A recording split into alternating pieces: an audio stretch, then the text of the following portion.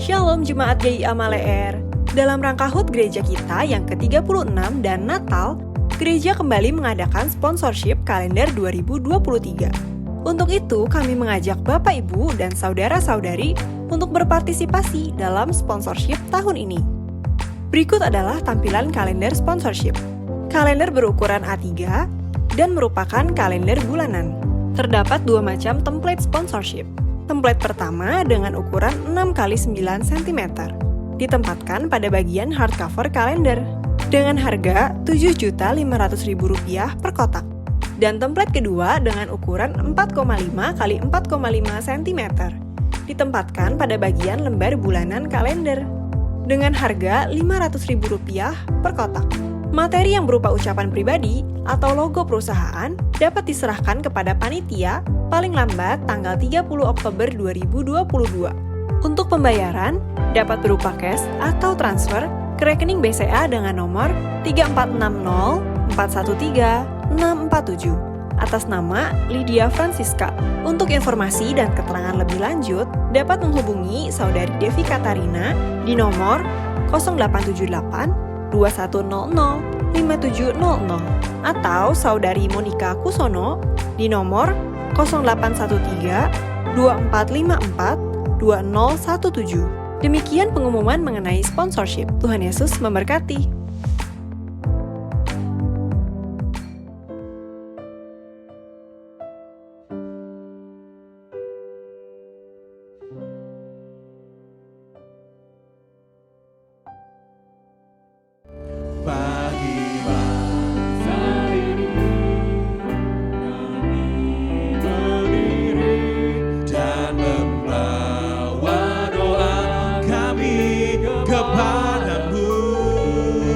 Sesuatu yang besar pasti terjadi dan mengubahkan negeri kami.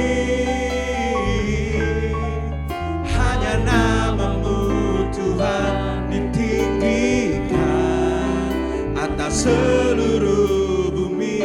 Segala kemuliaan bagi Tuhan kita. Haleluya Yesus. Terima kasih Tuhan. Kami rindu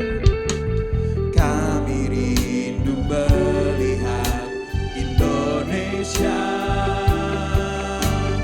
pulih dari semua problema, hidup dalam jalan kebenaran-Mu, pancarkan kemuliaan-Mu. Satukan hati kita, katakan, ku ucapkan berkat atas Indonesia, biar kemuliaan Tuhan akan nyata bagi bangsa ini, bagi bangsa ini.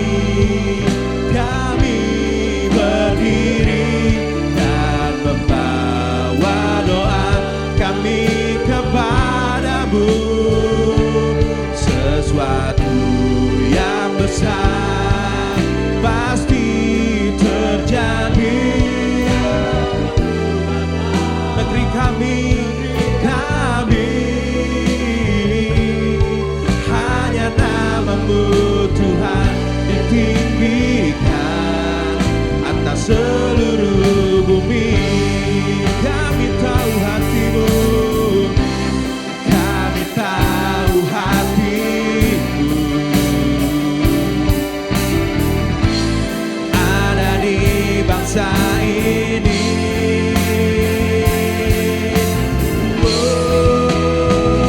Mari sama-sama umat Tuhan, pagi hari ini kita berkati bangsa ini. Kita berdoa adanya pemulihan yang terjadi buat Indonesia.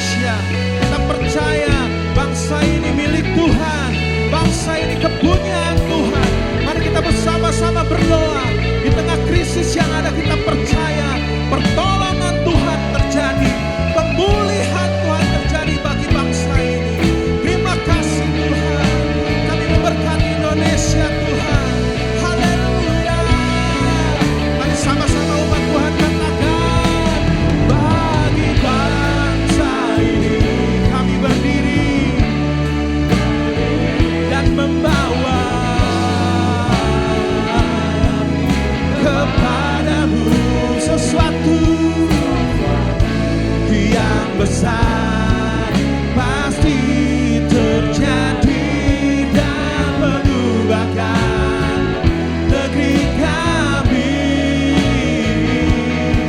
Hanya nama-Mu Tuhan ditinggikan atas seluruh bumi. Sekali lagi umat Tuhan dengan kerinduan katakan.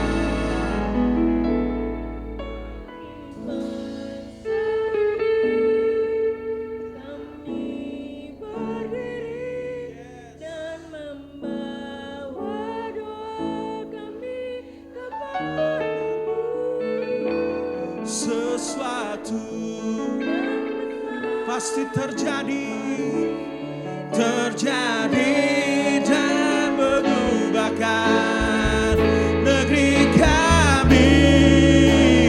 Hanya nama-Mu Tuhan ditinggikan atas seluruh. Bagi bangsa ini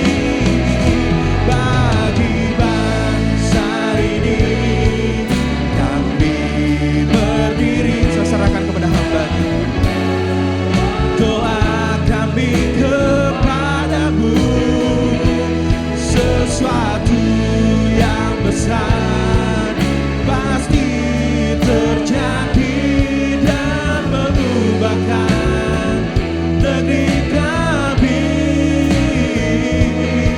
Hanya nama-Mu Tuhan ditinggikan atas seluruh bumi. Hanya nama-Mu Tuhan ditinggikan. Hanya nama-Mu Tuhan ditinggikan. Hanya nama-Mu Tuhan ditinggikan atas seluruh bumi.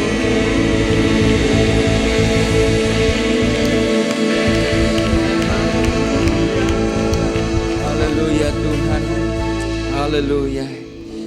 Haleluya. Bapak Ibu, saudara-saudara yang dikasihi Tuhan, inilah saatnya kita memenuhi panggilan Tuhan. Bagi bangsa ini kita mau berdoa, bagi negeri kita yang tercinta kita minta belas kasihan Tuhan. Tidak ada perkara yang mustahil di hadapannya. Bagi bangsa ini kami berdiri dan membawa doa kami kepadamu. Sesuatu yang besar pasti terjadi dan mengubahkan negeri kami. Hanya nama-Mu Tuhan ditinggikan atas seluruh bumi. Sekali lagi katakan dengan sungguh-sungguh. Bagi bangsa ini kami bawa bangsa kami Tuhan. Kami berdiri di hadapan-Mu. Kami berseru Tuhan. Kami bawa doa kami, memberkati negeri kami Indonesia. Karena kami percaya doa kami penuh dengan kuasa. Ada perkara-perkara besar yang Tuhan akan perbuat atas negeri kami. Amin Tuhan. Hanya nama-Mu Tuhan ditinggikan atas seluruh bumi. Hanya nama-Mu Tuhan ditinggikan. Hanya nama-Mu Tuhan ditinggikan. Sekali lagi hanya nama Yesus. Hanya nama-Mu Yesus ditinggikan atas Indonesia, atas Indonesia.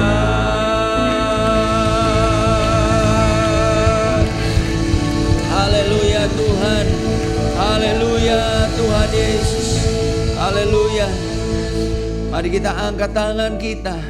Kita mau memberkati bangsa ini. Kami percaya Tuhan, hati-Mu ada di negeri kami. Kami percaya Engkau mengasihi bangsa kami. Sehingga kami percaya Tuhan, di tengah-tengah situasi dunia global yang saat ini sedang mengalami berbagai krisis, berbagai ketakutan, berbagai perkara yang membuat Tuhan masa depan kelihatannya suram. Tapi kami percaya Engkau berdaulat atas bangsa kami. Kami percaya Tuhan Engkau menjaga memelihara bangsa kami.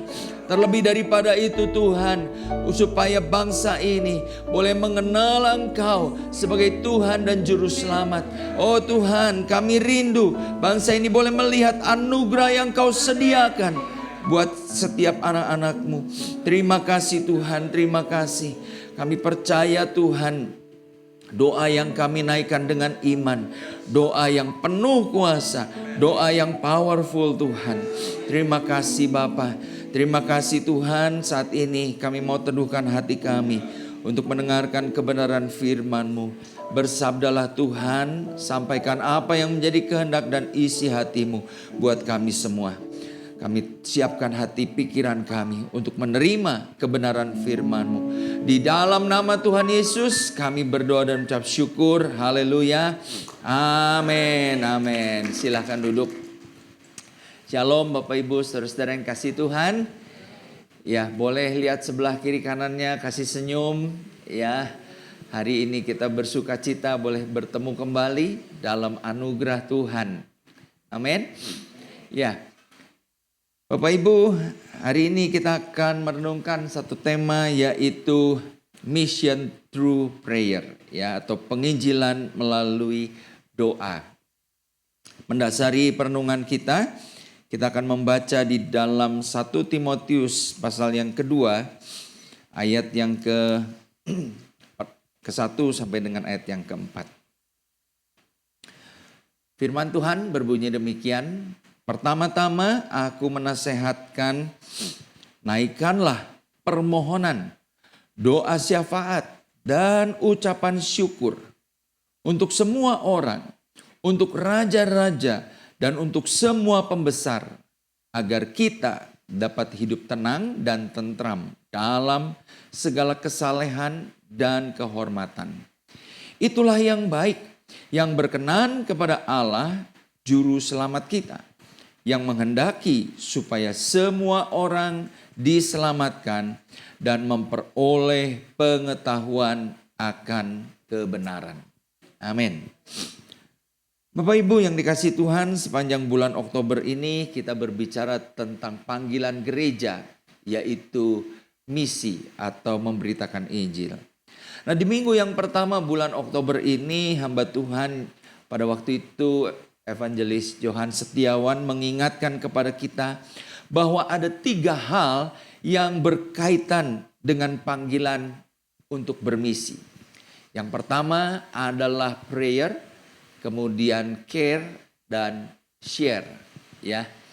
Nah, di minggu yang kedua PDM Dwi sudah membahas tentang bagaimana kita dapat saling memperhatikan, saling berbagi sebagai bentuk kepedulian dan hati yang berbelas kasihan kepada orang-orang yang membutuhkan Injil.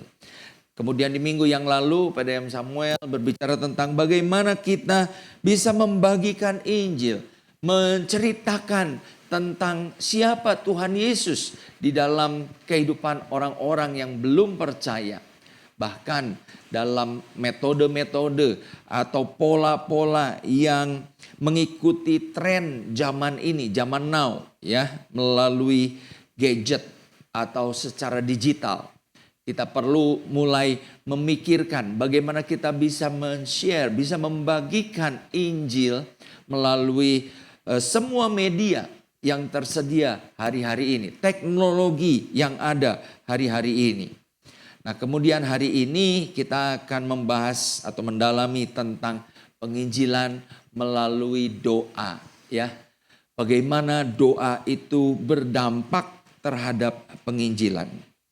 Nah, Bapak Ibu, Di dalam Alkitab kita menemukan bahwa ketika orang-orang percaya baik di dalam perjanjian lama maupun perjanjian baru, ketika mereka menghadapi pergumulan, ya, mereka itu datang kepada Tuhan dan menaikkan doa. Beberapa contoh yang saya ingin sampaikan, pertama adalah Raja Hizkia. Kita tidak akan membaca kisahnya, Bapak Ibu dapat mencatat. Nanti bisa direnungkan di rumah bagaimana Raja Hizkia pada satu ketika dia dikepung dan diserang oleh tentara Asyur. Dan ada begitu banyak penghinaan, ya, pelecehan yang diberikan oleh utusan Raja Sanherib itu kepada, bukan hanya kepada Hizkia, bukan hanya kepada kota Yerusalem, tetapi juga kepada Allah, ya. Jangan berpikir bahwa Allahmu itu bisa menyelamatkan kota ini dari tanganku, kata Sanherib. Nah, Bapak Ibu, Hizkia membawa surat pelecehan itu, surat penghinaan itu di hadapan Tuhan. Dia datang ke bait Allah, dia berdoa. Dan Bapak Ibu, apa yang terjadi? Pada malam itu Tuhan mengirimkan malaikatnya. Ada 185.000 tentara Asyur yang mengepung Yerusalem. Malam itu juga, ya, binasa semua, mati semua. Mayatnya bergelimpangan tanpa usaha manusia, tanpa usaha Hizkia, ya, semua musuh-musuhnya ditewaskan oleh malaikat Tuhan. Bukan hanya itu, ya, ketika Hizkia sakit dan hampir mati, bahkan Tuhan sudah bilang sama Nabi Yesaya, kasih tahu, kasih pesan-pesan, kata-kata terakhir kepada keluargamu Hizkia, karena engkau akan mati. Tapi kemudian Hizkia membalikan wajahnya ke tembok, dia nangis dan dia berdoa, Tuhan, engkau tahu aku telah berusaha untuk hidup benar di hadapanmu. Dan ketika dia berdoa, apa yang terjadi? Tuhan bilang sama Yesaya, kasih tahu, aku akan menyembuhkan dia. Aku akan memperpanjang usianya 15 tahun. Ya, Bapak Ibu, luar biasa. Doa membuat sesuatu terobosan, perubahan di dalam kehidupan seseorang. Di dalam perjanjian baru kita melihat kisah tentang Paulus dan Silas. Ketika mereka ditangkap di kota Filipi, mereka disesah, mereka dipukuli lalu dipenjarakan. Ya. Apa yang terjadi Bapak Ibu? Di dalam Kisah Rasul 16 ayat 23 sampai 25. Waktu mereka dalam penjara, apa yang dilakukan oleh Paulus dan Silas? Di situ dikatakan mereka berdoa dan memuji Tuhan. Ya. Yang terjadi adalah luar biasa. Ketika mereka berdoa, ketika mereka memuji Tuhan, ya, terjadi gempa, sendi-sendi penjara goyah. Pasung mereka, belenggu-belenggu mereka terlepas. Dan akhirnya, ya, bukan hanya satu mujizat terjadi dalam kehidupan mereka, tapi kemudian melalui peristiwa itu, kepala penjara di Filipi itu menerima Tuhan, bahkan dia dan seluruh keluarganya dibaptis pada saat itu juga. Bapak Ibu, dari dua kisah ini, ya, kita melihat bahwa betapa powerfulnya doa orang percaya. Amin. Pertanyaannya sekarang adalah, apakah kita percaya bahwa doa yang dinaikkan dengan iman itu besar kuasanya? Amin. Ya. Yakobus berkata di dalam Yakobus pasal yang kelima bahwa doa orang benar itu bila dinaikkan dengan sungguh-sungguh itu besar kuasanya. Bahkan Bapak Ibu, Elia dikatakan, Nabi Elia itu manusia biasa. Sama seperti kita. Tapi karena dia berdoa sungguh-sungguh, dia berdoa dengan iman, dia bisa menahan hujan tidak turun sampai 3,5 tahun. Dan dia bisa menurunkan api dari langit untuk membakar korban bakaran. Nah Bapak Ibu, itulah doa yang dinaikkan dengan iman. Nah Bapak Ibu, kalau kita kembali kepada 1 Timotius 2 ayat 1 sampai 4 tadi, ya. Doa yang patut kita naikkan bukan hanya berbicara tentang doa buat kebutuhan kita sendiri. bukan hanya doa untuk pergumulan kita. Tetapi Paulus menasihatkan untuk apa? Naikkanlah doa syafaat. Naikkanlah permohonan. Buat siapa? Buat semua orang. Buat pemerintah-pemerintah. Buat raja-raja. Nah Bapak Ibu, inilah yang Tuhan inginkan di dalam kehidupan kita. Karena di dalam ayat yang ketiga tadi mengatakan, itulah yang baik dan berkenan di hadapan Allah. Yaitu ketika kita berdoa bersama-sama, bersyafaat, ya, buat bangsa kita, buat kota kita, ya, itulah yang baik, itulah yang berkenan di hadapan Tuhan. Nah, apa tujuan dari doa syafaat tersebut? Pada akhirnya dikatakan di dalam ayat yang keempat tadi, tujuannya adalah untuk mendatangkan keselamatan bagi jiwa-jiwa. Nah Bapak Ibu yang dikasihi Tuhan, ini menjadi sesuatu hal yang berkenan di hadapan Tuhan. Karena apa? Karena Tuhan tahu doa syafaat yang kita naikkan dengan iman itu pertama membawa keselamatan dan membawa orang kepada pengenalan akan kebenaran. Nah inilah Bapak Ibu yang disebut penginjilan melalui doa. Jadi Bapak Ibu, ketika kita tadi berdoa sebelum kita memulai perenungan firman ini, ya, saya rindu bahwa doa seperti itu bukan menjadi hanya sekedar sebuah hal yang rutinitas atau sesuatu yang klise, ya. Tetapi kita memang mau berdoa untuk bangsa kita. Kita mau berdoa untuk pekabaran Injil. Kita mau berdoa untuk keselamatan jiwa-jiwa. Kita naikkan itu dengan iman. Kita naikkan itu dengan kesungguhan. Nah Bapak Ibu, sekarang saya ingin mengajak kita untuk melihat kenapa doa itu begitu penting di dalam pemberitaan Injil. Yang pertama Bapak Ibu, doa itu begitu penting di dalam pemberitaan Injil karena doa itu melewati batasan apapun, melewati halangan apapun, barrier apapun dalam menjamah hati orang dan menyadarkan seseorang untuk menerima anugerah keselamatan dari Tuhan. Seorang hamba Tuhan dari Inggris, Andrew Murray, berkata di dalam bukunya yang berjudul With Christ in a School of Prayer. Dia bilang begini, doa itu merupakan kekuatan spiritual. Amin. Doa itu merupakan kekuatan yang spiritual, yang supranatural. Karena apa? Karena doa itu pada saat kita berdoa, itu merupakan persekutuan bukan dengan manusia, ya. Bukan dengan orang yang punya jabatan tertentu. Tapi ketika kita berdoa, kita sering bersekutu dengan Allah yang Maha Kudus. Allah yang Maha Kuasa. Allah yang tidak kelihatan. Allah yang tidak terbatas. Amin. Ya.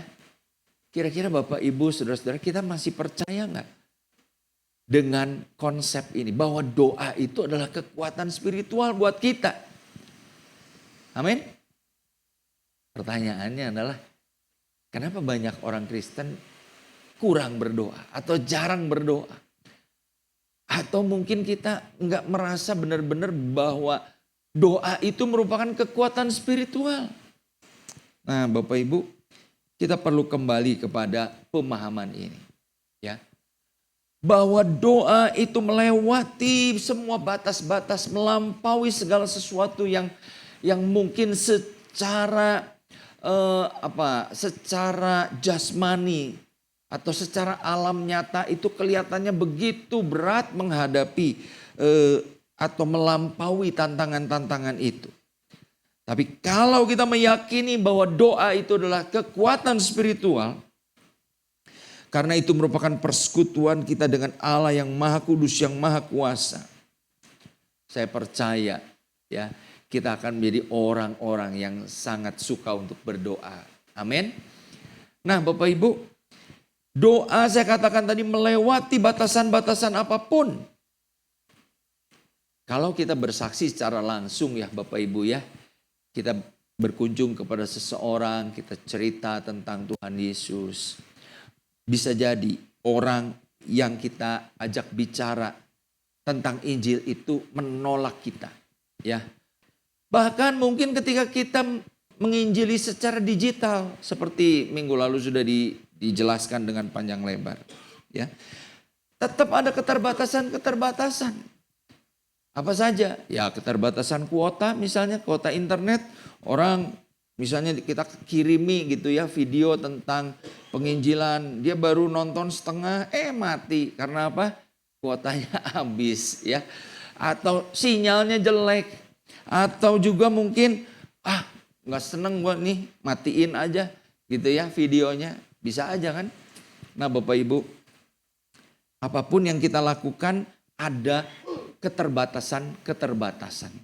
Tetapi saya mau katakan bahwa ketika kita berdoa, Tuhan itu bisa bekerja dengan cara-cara yang tidak dapat kita kita bayangkan ya.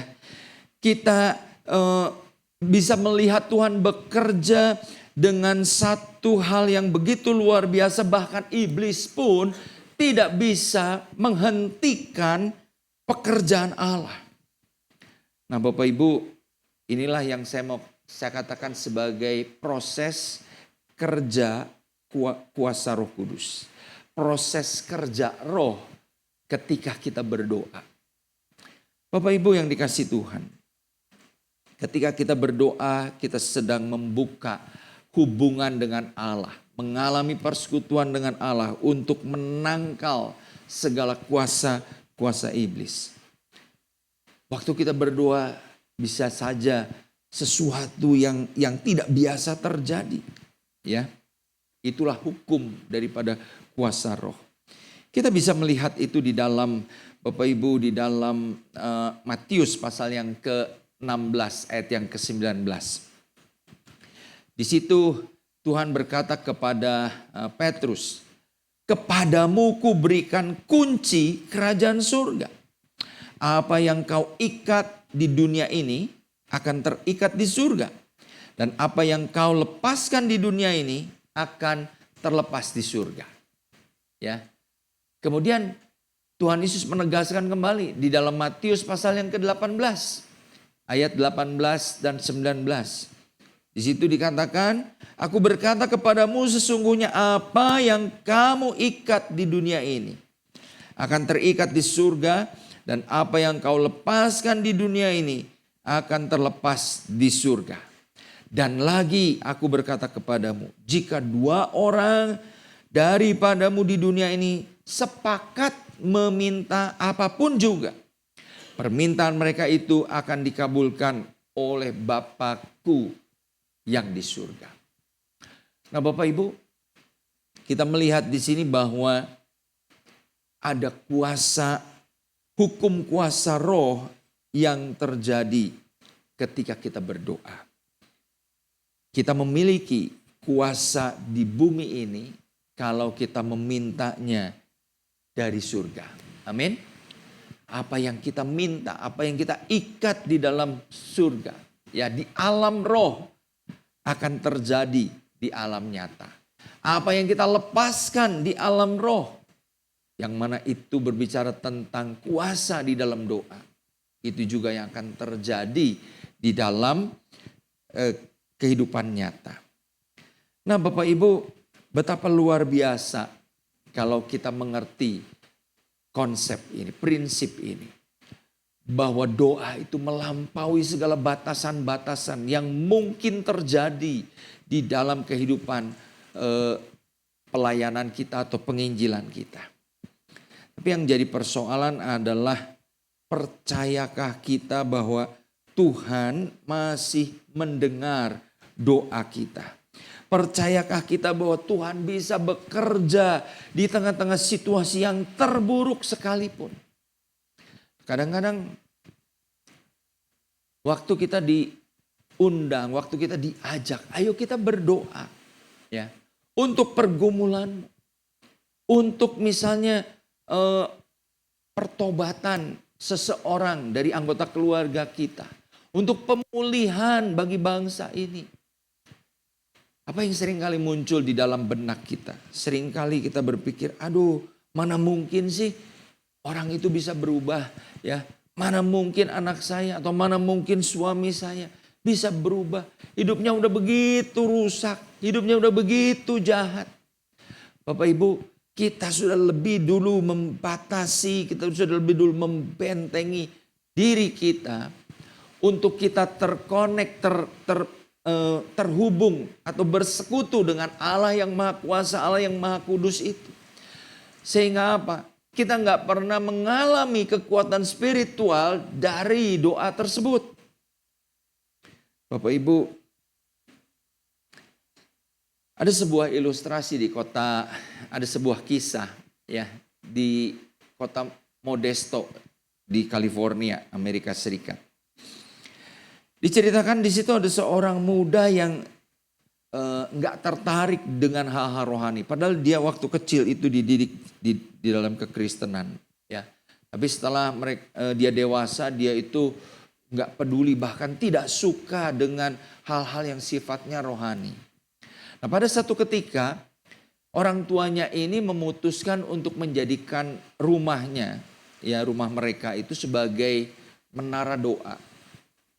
Ya, jadi ada orang-orang yang terbeban untuk mendoakan kota itu, dan orang tua dari si pemuda ini jadi salah satu orang yang bersedia menjadikan rumahnya untuk berkumpul, berdoa di komunitas mereka, di lingkungan mereka. Wah, Bapak Ibu, ketika anak muda ini mendengar orang tuanya membuka rumahnya jadi tempat persekutuan doa, dia marah sekali, ya. Dia nggak suka, dia banting pintu, dia minggat, dia pergi dari rumah orang tuanya. Nah, Bapak Ibu, apa yang terjadi? Anak muda ini kemudian terikat dalam sebuah hubungan terlarang dengan seorang wanita. Ya, dia hidup di dalam perzinahan dengan wanita tersebut. Nah, Bapak Ibu, tetapi di dalam kelompok doa itu, ya, hamba Tuhan yang memimpin menara doa itu berkata kepada orang tuanya, ayo kita berdoa juga bukan hanya buat kota ini, tetapi juga buat anakmu. Ya, mereka mulai mengadakan pemberesan. Ya, mungkin kalau ada kepahitan di dalam diri si orang tua, minta pengampunan, minta pemberesan sehingga atmosfer rumahnya itu menjadi atmosfer suasana surga hadir. Bapak Ibu, apa yang terjadi? Beberapa hari setelah mereka berdoa di rumah itu, ya, tiba-tiba saja, ya, si anak itu kembali. Anak itu pulang ke rumah dan kemudian berkata, Papa, Mama, masihkah kamu mau menerima saya? Wah, tentu orang tuanya bilang, ya tentu. Kamu bukan orang asing di rumah ini. Kamu adalah anak kami. Tapi Bapak Ibu, apa yang mendasari dia bisa pulang kembali ke rumahnya? Bapak Ibu, anak itu berkata bahwa pada satu malam ketika dia memang sedang tidur dengan wanita yang bukan istrinya tersebut, ya, tiba-tiba dia merasa jijik dengan keadaannya ini, ya, dengan keberadaannya dia tinggal serumah, tinggal sekamar dengan seorang wanita yang bukan istrinya. Lalu kemudian dia begitu merasa, aduh, saya harus keluar dari kondisi ini. Ya, sehingga dia bilang, dia pamit dengan wanita itu, kemudian pulang ke rumah orang tuanya dan minta pengampunan dari orang tuanya tersebut. Bapak Ibu, kita melihat di tengah-tengah atmosfer yang menguasai anak itu dengan roh perzinahan, dengan roh pemberontakan. Ketika ada orang-orang yang berdoa untuk anak tersebut, untuk atmosfer kota tersebut, Bapak Ibu, Kuasa doa itu sanggup menerobos atmosfer-atmosfer yang kotor dan jahat itu. Amin. Sehingga tiba-tiba anak itu merasa ada kekudusan Tuhan yang begitu mencengkeram dia. Dan dia merasa, aduh kenapa saya hidup seperti ini? Kenapa saya berada di dalam kondisi yang menjijikkan ini? Itu bukan karena dia dinasehati oleh orang, itu bukan karena orang tuanya telepon, kamu bertobat loh, ya sadar loh, kamu kalau hidup dosa begini terus kamu masuk neraka. Enggak ada orang yang bilang, enggak ada orang yang kasih tahu. Tapi Roh Tuhan sanggup bekerja melampaui batasan-batasan yang ada. Amin Bapak Ibu. Oleh karena itu mari, kalau kita hari-hari ini sedang dihadapkan pada situasi, mungkin ada anggota keluarga kita yang hidupnya sedang ngaco, hidupnya berjalan di dalam kegelapan, ada anggota keluarga kita yang mungkin yang terikat sesuatu, ya. Atau mungkin Tuhan taruhkan beban dalam diri kita untuk berdoa buat seseorang, buat teman kita, mungkin rekan kerja kita, rekan bisnis kita. Saya mau katakan doakan dengan iman. Amin. Doakan dengan percaya bahwa doa itu adalah kekuatan spiritual yang sanggup menembus segala batasan-batasan yang menghalangi orang untuk percaya kepada Tuhan Yesus. Maka Bapak Ibu, kita akan melihat hasilnya luar biasa. Amin. Saya terlalu percaya bahwa doa syafaat yang kita naikkan untuk keselamatan jiwa-jiwa, untuk bangsa dan negara kita, untuk pembesar-pembesar, untuk pemerintahan, ya, itu adalah sesuatu yang baik dan berkenan di hadapan Tuhan. Amin. Itu yang pertama. Lalu yang kedua Bapak Ibu,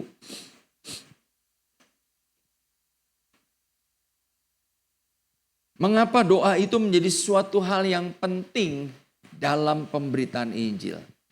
Karena yang kedua adalah doa itu menghancurkan benteng-benteng atau selubung yang menghalangi orang untuk mendengar berita Injil. Bapak Ibu, kita membaca di dalam 2 Korintus 4 ayat 3 dan 4. Di situ dikatakan bahwa jika Injil yang kami beritakan masih tertutup juga, maka ia tertutup untuk mereka yang akan binasa, yaitu mereka yang tidak percaya, yang pikirannya telah dibutakan oleh ilah zaman ini, sehingga mereka tidak melihat cahaya Injil tentang kemuliaan Kristus yang adalah gambaran Allah.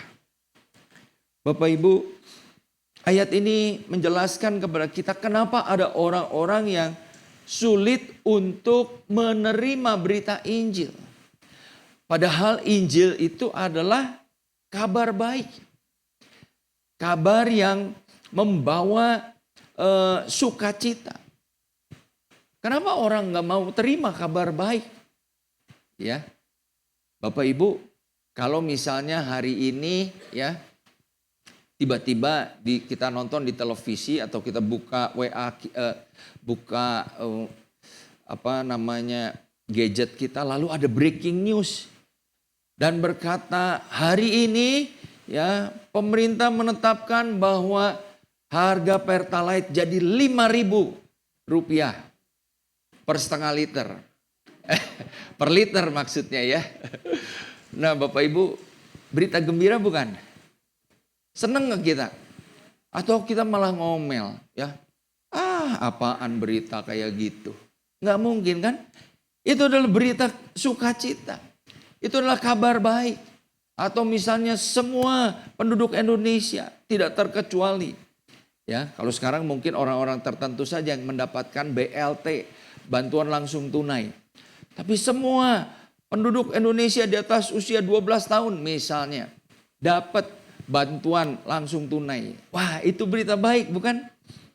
Nah Bapak Ibu, itulah Injil. Apalagi Injil berbicara tentang kabar baik untuk keselamatan kekal. Tapi kenapa ada orang-orang yang menolak kabar baik tersebut? Jawabannya adalah karena pikirannya dibutakan oleh ilah zaman ini. Ada selubung yang menutupi mereka. Ada benteng-benteng yang menghalangi mereka untuk melihat. Hei, ini ada kabar baik loh. Ini ada keselamatan yang tersedia buat mereka. Nah Bapak Ibu, selubung itu harus disingkapkan. Harus diangkat oleh kuasa Roh Kudus.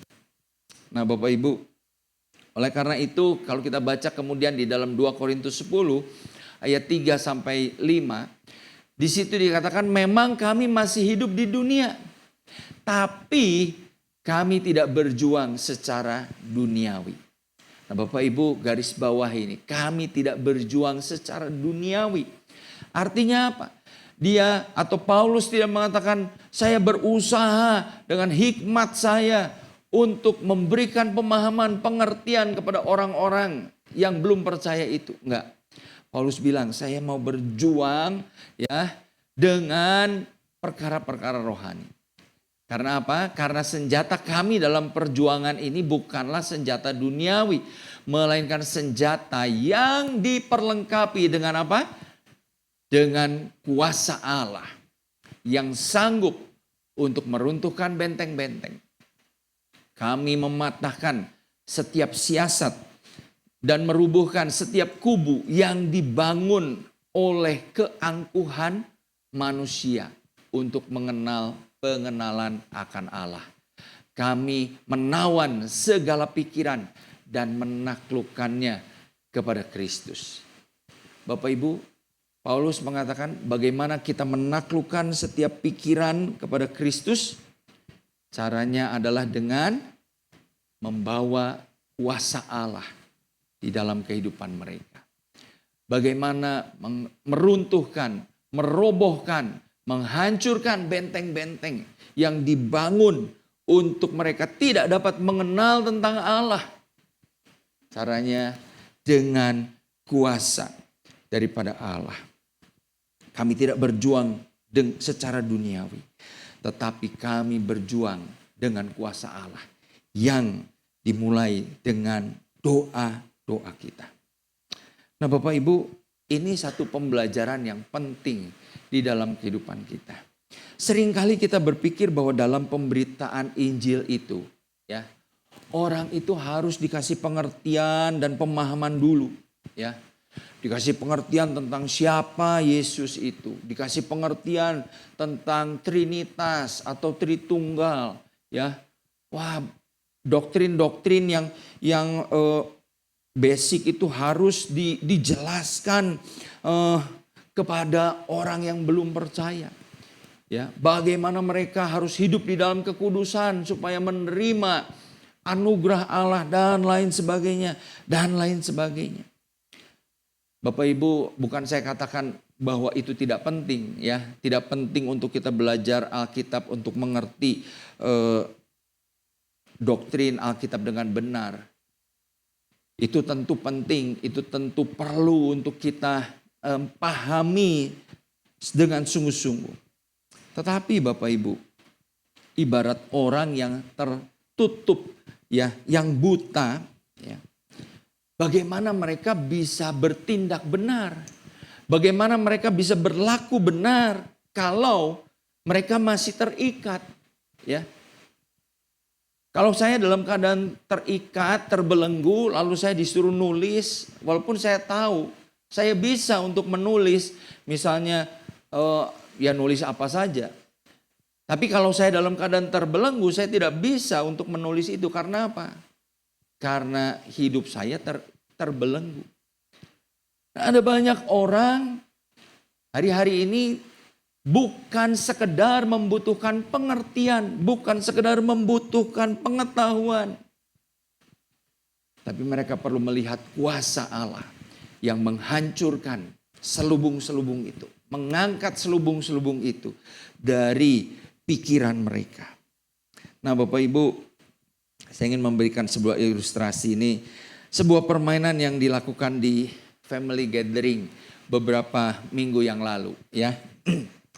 Bapak Ibu, kita lihat ya, ada orang yang lipstik itu dipakai buat apa? Buat bibir kan ya.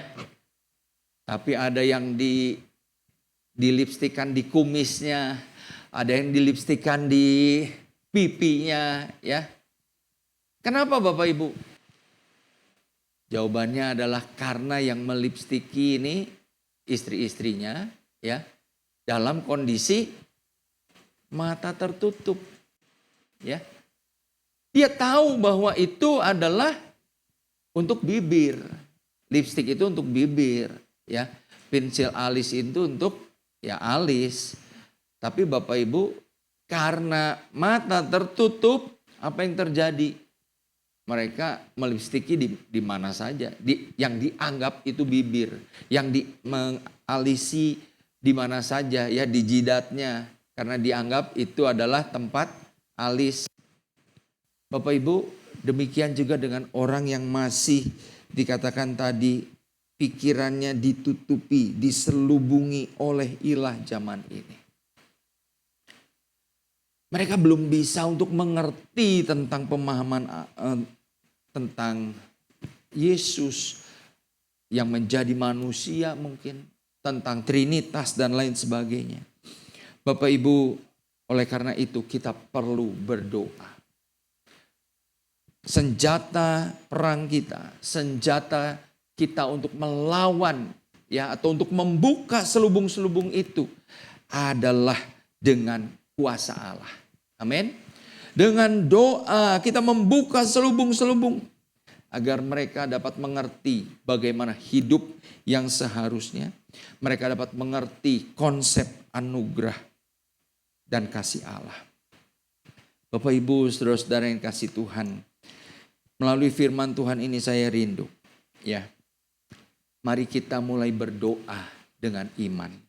Mari kita mulai memiliki hati yang berbelas kasihan dan melekat kepada Tuhan. Menjadikan hidup kita hati yang bersekutu dengan Tuhan. Untuk mengalami bahwa doa itu adalah kuasa supranatural. Yang kita bisa tarik sehingga melalui doa kita ada jiwa-jiwa yang diselamatkan. Ada jiwa-jiwa yang dijangkau. Mari kita terus membangun kerinduan kita untuk memenangkan jiwa-jiwa. Kalau di hadapan kita ada perjamuan yang kudus, kita diingatkan Tuhan Yesus mati bukan hanya untuk kita. Pengorbanannya di atas kayu salib adalah untuk menyelamatkan setiap orang. Bagi mereka yang masih tertutup, terselubungi pikirannya, mereka membutuhkan uluran tangan kita, kuasa yang akan membuka selubung-selubung itu. Amin. Berikan ku hati seperti hatimu yang penuh dengan belas kasihan.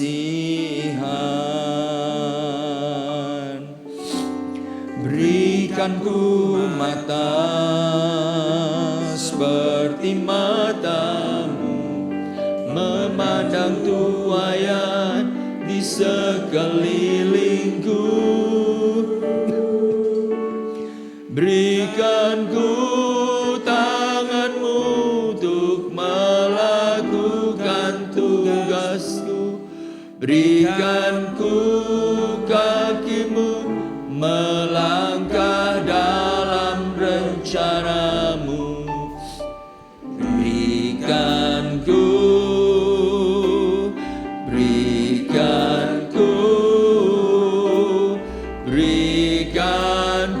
hatimu.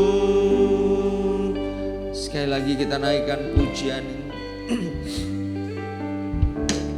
Berikan ku hati seperti hatimu, ya Tuhan. Biarlah hati kami penuh dengan belas kasihan. Berikan ku mata seperti matamu memandang tuayan di sekelilingku. Berikan ku hatimu untuk melakukan tugasku. Berikan ku hatimu melangkah dalam rencanamu.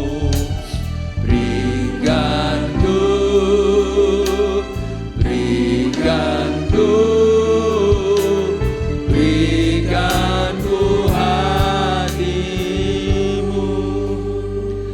Bapak Ibu saudara-saudara, ketika kita melakukan penginjilan melalui doa, maka bukan hanya sekedar kita memiliki iman bahwa doa itu berkuasa untuk menjamah jiwa-jiwa. Tapi lebih daripada itu, kita juga harus memiliki hati yang berbelas kasihan. Hati yang memiliki passion, kerinduan agar orang yang kita doakan atau siapapun yang kita bawa di dalam doa, supaya mereka diselamatkan, supaya mereka memiliki pengenalan akan kebenaran.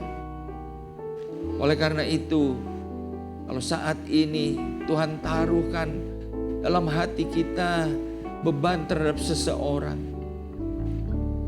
mungkin itu keluarga kita, mungkin itu rekan sekerja kita, bahkan mungkin itu orang-orang yang berada di sekitar kita, tetangga kita yang masih menolak akan Injil Tuhan.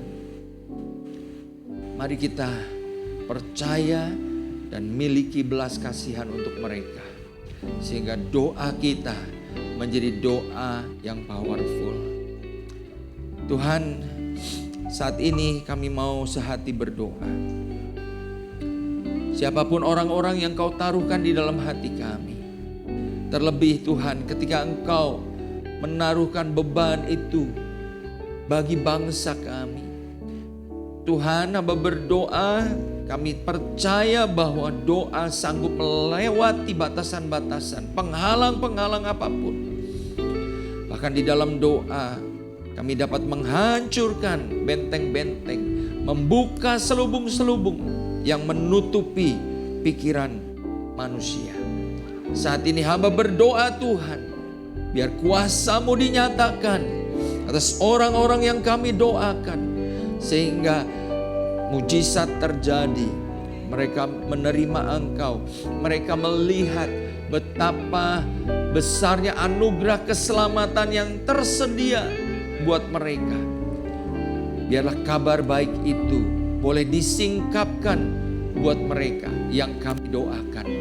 Dan itulah menjadi kesaksian yang hidup, yang mempermuliakan nama Tuhan, bahwa sungguh Tuhan yang kami sembah, Tuhan yang hidup dan berkuasa. Di dalam nama Tuhan Yesus kami berdoa dan mengucap syukur. Amin. Ya, saya rindu Bapak Ibu, ya, ini menjadi proyek kita, ini menjadi program kita. Kita doakan orang-orang yang membutuhkan Injil. Melalui doa kita, apa yang kita ikat di alam roh akan terjadi di alam nyata. Apa yang kita lepaskan di alam roh akan dilepaskan juga di alam nyata. Amin. Shalom Jemaat GIA Maleer. Puji Tuhan, gereja kita sudah memasuki usia ke-36 di tahun ini. Semua karena penyertaan dan kemurahan Tuhan.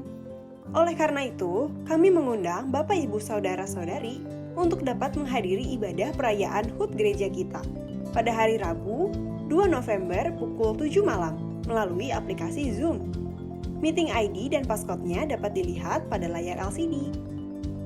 Kami juga turut mengundang Bapak Ibu Saudara-saudari untuk menghadiri ibadah ucapan syukur pada hari Minggu 6 November pukul 7 pagi dan pukul 9.30 pagi. Ibadah ucapan syukur ini hanya dilangsungkan secara onsite ya. Bagi jemaat yang ingin menghadiri ibadah ucapan syukur, harap mendaftar terlebih dahulu ke panitia yang bertugas di bawah setelah ibadah selesai, atau melalui PDM Dwi Kurniawan di nomor 0821 1888 8976. pendaftaran dibuka dari tanggal 23 Oktober. Demikian pengumuman mengenai HUT gereja kita. Tuhan Yesus memberkati. Bagi bangsa ini kami berdiri dan membawa doa kami kepadamu. Sesuatu yang besar pasti terjadi dan mengubahkan negeri kami.